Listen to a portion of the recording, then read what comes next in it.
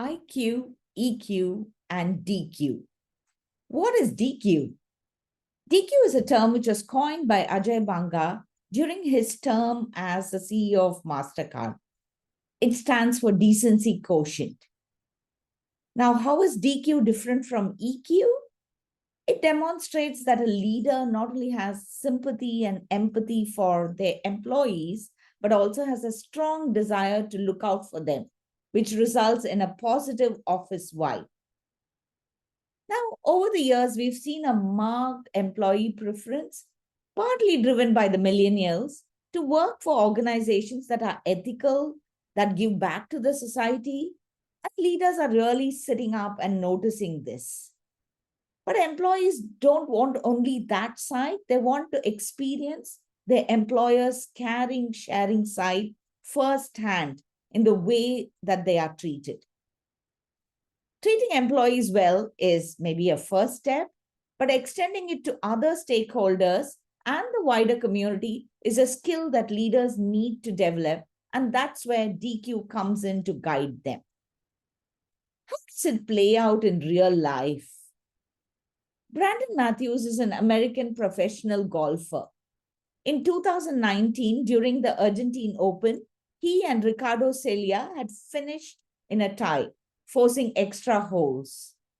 On the third playoff hole, Celia made a successful shot that sent the golf ball right into the hole. He drained a 30-foot putt.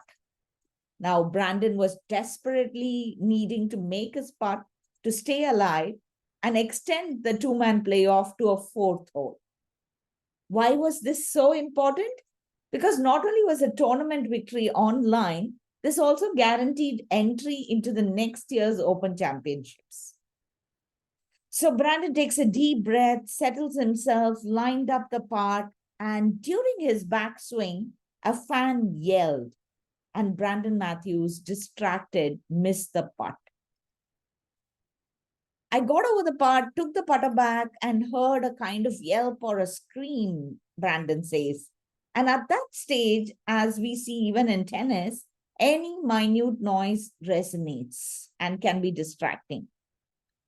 Now, Brandon naturally assumed that the fan had distracted him on purpose because normally the galleries at Argentine Open are considerate, they're respectful, they just let the player do their thing. He was also obviously frustrated about it, so turned around and said, "Come on, guys, seriously?" And so while Celia celebrated on the green, Brandon stewed in the locker room until Claudia Rivas, the PGA Tour professional, told him that the fan who had yelled had Down syndrome. He hadn't tried to distract Matthews, he had just gotten excited. Now, Brandon felt so terrible that he was even upset. He wanted to go there and make sure that the fan didn't feel bad. So he went to meet the fan. He spoke with the fan, gave him a signed golf ball and glove, gave him a hug, and asked him, "Hey, are you okay? Are you having fun?" And he says that, "I just wanted to make sure that the fan was enjoying himself, that he had no hard feelings, that he didn't feel bad about what happened. And I didn't want anyone to be mad at him either. I didn't want him to be mad at himself. I wanted to make sure that he knew I wasn't mad. That's all I wanted to do." And as Brandon says, there are some things in life that are just bigger than golf, and this was one of them. That's what DQ looks like in real life. What does this mean for you to do this at workplace? Ajay Banga summed it up as, if you can really bring your decency quotient to work every day, you will make the company a lot more fun for people, and people will enjoy being there and doing the right thing. So what are you doing in your workplace to build DQ?